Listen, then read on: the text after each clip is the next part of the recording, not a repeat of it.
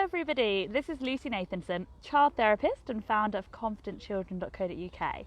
So I'm actually in the park right now. I was driving home from my school session this afternoon and I was driving past the park, so I thought I'd stop by, and then I had the inspiration to do another Facebook Live, and this is actually the first Facebook Live I've done in a public place, so it might be a little bit awkward if people walk past, but I'll just, see how that goes.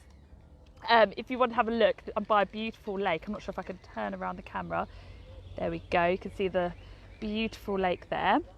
So the reason why I wanted to do another Facebook Live with you today is because today I was working with a little girl, and this is a child who I've worked with quite a lot. I've actually did an intensive with her a while ago, and I've been just doing follow-up sessions sporadically, and this child is now talking at school, so she's talking to friends, to teacher, but there are just some tiny areas that she's still struggling with. And one of the areas is that they have their school play coming up and she's not joining in with the group singing. So when the children sing in, she's not joining in, which is of course something naturally that children with selective mutism would struggle with. So Mum asked me whether I could help her with joining in with singing at school. So I said to Mum that this is not a priority, and so I definitely don't want to put her in a situation where she feels uncomfortable, and we always need to, as we know, assess whether a goal is achievable for that specific child. And I was very clear with Mum at the onset that I will go into school today, I'll assess whether this is an achievable goal, and if it is, if I can come up with some playful activities and small steps for us to practice this, then I will do so. However, if singing is just too far out of her reach, if that's going to be just anxiety inducing, then I'm not going to try to get her to sing, because it's not a massive priority goal. So I was very clear with Mum about that in the onset, and it's really important for us to make that decision whether a goal is really necessary or not. If it's just that we want her to join in, but it's not necessarily something that will, it's just once a year, then it's not a massive priority, then we could give her a non-verbal role in the play. But Mum said that she actually really does want to join in with singing, but she's just not able to start. So I went to school today with an open mind, and like I said, I explained to the parent in advance that I will assess where she's at and whether this is an achievable goal for her, and if it is, then we can work with it. If it's not, then I'm definitely not going to be pushing her to sing. So that's just an important point to make, that it's always important for us to assess what is achievable for a child, and then we make the small steps accordingly.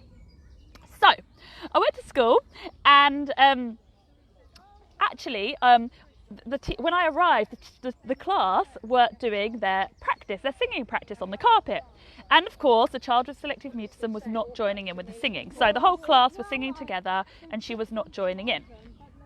So she was sitting there, she was holding the script, the words, but she wasn't joining in. So after a while, I took the child next door. She knows me very well. Like I said, I've been working with her for a while. So I took her in the room next door, and we brought the script, and I just said, "Oh, I heard that you're doing a play. What's the play about?" And we just had a little talk about the play and what the characters and everything. And she's able, like I said, she's now verbal at school. So she was explaining to me, and she was very excited that I was there. And then I said to her, "Oh, how about if we just read the lines of the songs?" And she wasn't actually able to read the lines. So it was actually, she wasn't able to even read the lines in speaking. So again, if a step doesn't work, we need to be creative. And whenever we're doing these small steps, we're always thinking, how can we be creative? How can we break this down into steps? How can we be playful with it? So then I said to her, "Do you know what? Do you know first I said to her, I'm trying to think what was the order of things. So first I said to her, "Do you know what? Do you know what miming is?" And she said no. And then I did a funny mime. I was miming something, and I said, "Why don't you guess what I'm miming?" So I said a sentence, and she was trying to guess, and she found it very funny. And then I said, you know, I'm going to mime some of the words from the song, and you can guess what the sentence is. And she found it really fun. And after a while, she said, I want to mime one of the sentences to you, and you can guess which sentence it is. So I said, okay. So she then started miming some of the sentences from the song. And as you can see, we're being quite creative. And actually, if we pitch the step at the right level, the child often initiates the next step themselves. And that's exactly what happened. She actually initiated that step. So then she started miming the words from the song, and I was guessing, and she found it really funny and fun. Then the children the whole class went down to the hall to practice singing the song on the stage, or singing, you know, doing their rehearsal in the hall. And I stayed behind with the child in the classroom, and I said, how about if we put on the music backing track and we can mime the song together to the backing track? How funny would that be? And she found it really fun. And we put the backing track on, and we were miming the song together, and she was for the first time moving her mouth to the words, like to the song. She was moving her, and if you had seen her when I'd walked in at the beginning of the session, she was sitting there looking anxiously at the words, and she wasn't opening her mouth at all when I'd arrived for the session. But because we broke it down into these fun, playful steps, I went back in the room with her, and it was just us, and she was miming along, and she was finding it hilarious. And then I said, you know what, why don't we, I know your class is downstairs, why don't we just bring up your best friend and she can mime with us? And she said, okay. So I brought along her best friend upstairs, and the three of us were miming the songs, and they found it really fun. And then I said, okay, girls, the next time we do this, you can sing or you can mime. It's up to you. It doesn't matter, whichever one you prefer. And the child did mime. The friend started singing, but the child carried on miming, which was beautiful. Oh, please like and comment down below if you're here. Hello, Louise. Nice to see that you're here. So there was a friend and the child Selective Mutism, and the child's friend was singing and the child was miming. And then after a while I said, why don't we bring a couple more friends up? So we brought 3 more friends, and then there were 5 of us, 5 children and me. And again, I went back to the miming. I said, girls, we're doing something really funny. We're miming along. We're not making any noise. We're just miming along to the songs. And they found it fun, and they were miming in an animated way. And this child with Selective Mutism was miming, moving her mouth in a really animated way, having the best time ever. Oh, it's so nice to see you, Michelle. Lovely to see you. And lovely to see you, Nicola, as well. Oh, so nice to see all of you here with me. So we were in the classroom, 5 children, they were miming, they were having a great time, and the child with Selective Mutism was actually moving her mouth in an animated way. And again, I said to them, do you know what, let's do that song again. If you want, you can sing. If not, you can mime. We can just choose whichever one you prefer. And again, it wasn't focused on the child with Selective Mutism. It was just, I was addressing the girls as a group. And I said, you know, your choice. And some of the children started singing, and the child with Selective Mutism carried on miming.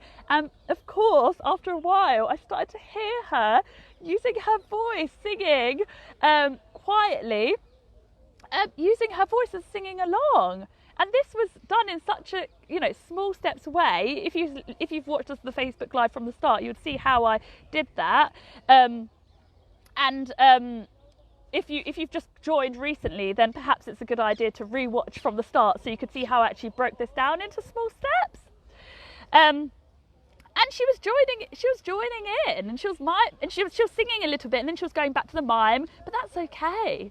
And then the children, the 4 girls went back, and I kept the child with Selective Mutism behind, and I said to her, do you know what? No one will know if you're singing or miming in the play, so you can just mime, and it will be like a fun, you know, no one will even know. And then she smiled, and she was like nodding, and I said, do you know what? When I was at school, I used to learn clarinet, the instrument, and I said I was really rubbish at playing clarinet. The neighbours used to complain, and she found that really funny.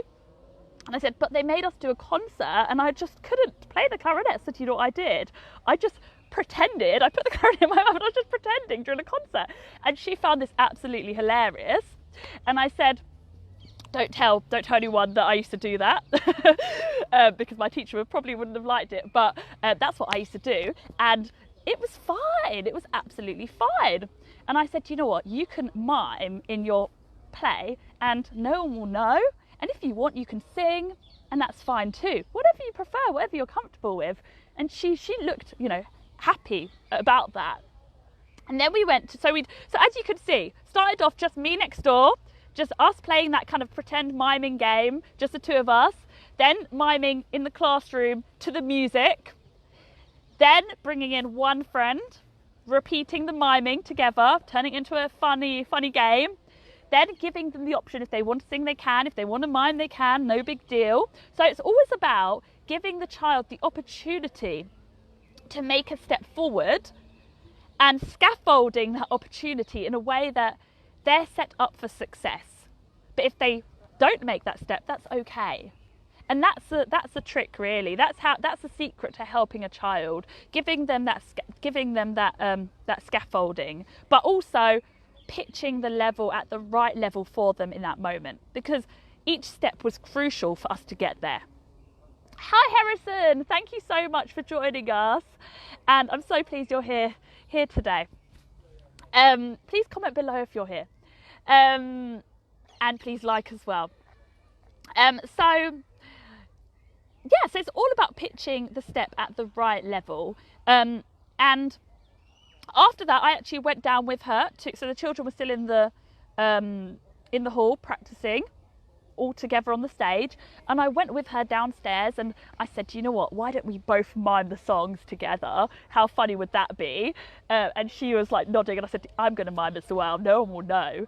And we went on the stage, and I was, at the back with her and her friends, and I was miming along, being silly, and she found me funny, and and she started to mime. She was moving her mouth animatedly, and this is a child who, 1 hour ago was sitting there looking frozen, like mouth tight shut, unable to join in with the singing. And there she was on the stage.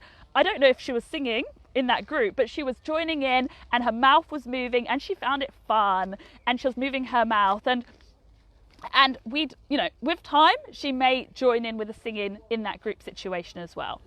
And if she doesn't, if she mimes, that's okay too. It's a massive step forward for her, and the important thing is that she felt comfortable and she was happy and she was enjoying it. So that's what we did today, and it was just so wonderful to see her. And of course it was just that one session, so I actually, before I left, I went next door with the child and the teacher, and oh, my phone's about to run out of battery, this is not good. I better wrap up. So I went next door with the child and the teacher, and I said to the teacher in front of the child that, do you know what, miss? This is a little secret. Earlier on, we weren't actually singing along in the hall. We were just miming. And how funny is that? And the teacher, I briefed her in advance, so she knew what was going on. And I said, is it okay if this child, don't want to say the name, is it okay if she mimes, but we keep it like a secret between us, and the children won't know if she's singing or miming? And the teacher said, yeah, of course, that's fine. It could be our little secret that she's miming. And the teacher turned to the child and said, do you think would that be okay? And the child did a smile and nodded. So that's just an example from today that I wanted to share with you all of how I helped a child with selective mutism to sing in a group setting in small steps. And it's all about being creative, being playful, and meeting them in their comfort zone. So I hope that was useful, and please like, comment, and thank you so much for joining me today. Lovely to see you all. Bye.